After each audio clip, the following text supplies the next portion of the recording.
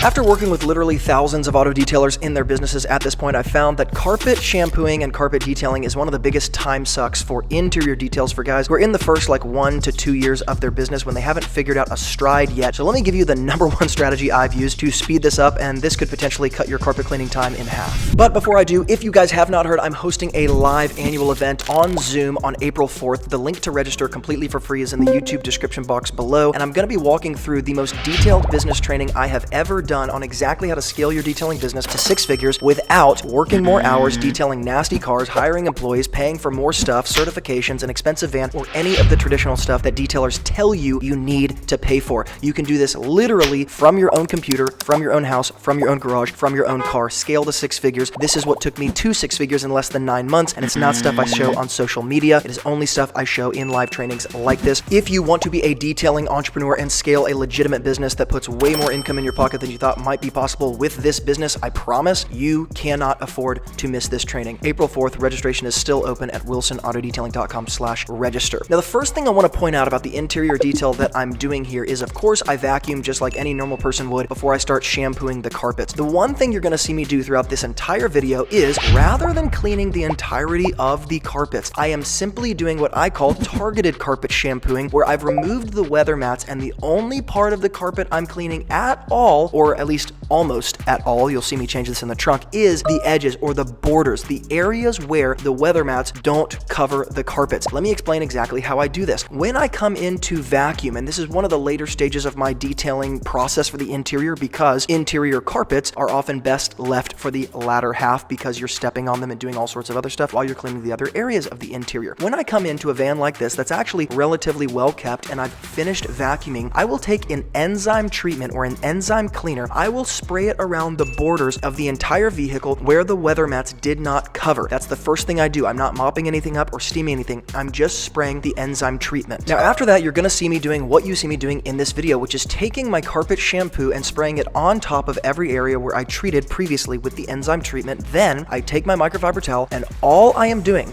and I know this is laughably simple, okay? But if you do this, I promise you will thank me in the future. I mop it up with my microfiber towel, okay? The reason this works so well is because, #1, I don't need to clean the entirety of the carpet. It is bananas. It does not make any sense. Can you tell that I'm like passionate about this? Because I talk to detailers all the time who are wasting so much time cleaning stuff that doesn't need to be cleaned. And in fact, let me try to make a very simple argument here that if you are cleaning carpets like this with relatively strong chemicals like carpet shampoos that are covered with weather mats and they're in fantastic condition, in some sense, we could probably argue we're degrading the fibers of that carpet using these strong alkaline cleaners on fibers that are completely clean and don't need to be scrubbed and sort of like agitated with these strong cleaners. It doesn't make any sense. It's not even what's best for the customer. Why are we doing it, right? So I come in with the carpet shampoo. I call this targeted carpet cleaning. I spray on top of the enzyme treatment I've already done, and then I mop up with my microfiber towel. The reason this works so well is because the enzyme treatment, pre-treatment that gets to sit there for maybe 3 to 4 minutes because I'm making my way around the car before I follow up with the carpet shampoo, gets to start working.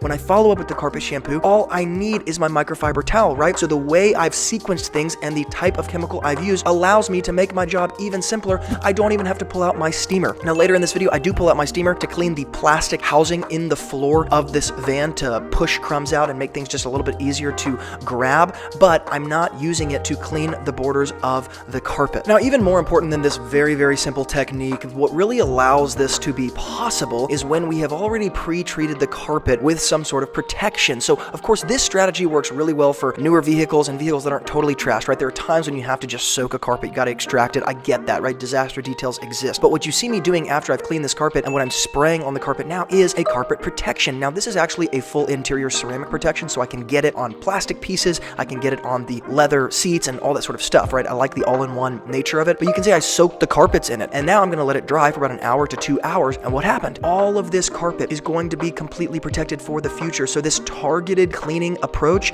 becomes 1,000 times easier, even though it was already really, really easy. And this kind of brings me to my general philosophy in my detailing business. And I know this isn't really popular on social media, and it probably doesn't make me the most popular detailer. But that being said, I tend to think more like a business owner and an entrepreneur rather than just strictly a detailer. And so my general philosophy is the more we can do basic, simple things to protect a car and sort of preemptively keep from even having to detail it, the easier the detail becomes. And really, this is just my way of trying to kind of keep your detailing ego in check and to say, hey, hey, the things that are going to really make this car stay in the condition we want it to stay in long term, it's not necessarily my skill set or my unique secrets. It's these really simple things that most people don't do. Let's make sure the car is garage kept. Let's make sure we keep protection on the carpet, right? Keeping protection on the carpet has nothing to do with how skilled I am as a detailer. It's just something that makes a lot of sense and makes my job really easier next time around that I actually see the car. Now, as always, guys, I'm going to link up products in the YouTube description box below that I always use in the videos, specifically the carpet protection products that I think you should check out, because sometimes people get confused as to which one is quote unquote best, and I'll leave some comments in the YouTube description box as well. Remember, registration for April 4th is still open, and the first link in the YouTube description box will allow you to put in your email and register. We're going to be doing some insane giveaways for those who come live. As always, thank you guys so much for watching, and from Luke here at Wilson Auto Detailing, remember, a great detailer is always learning, and I will see you in the next video.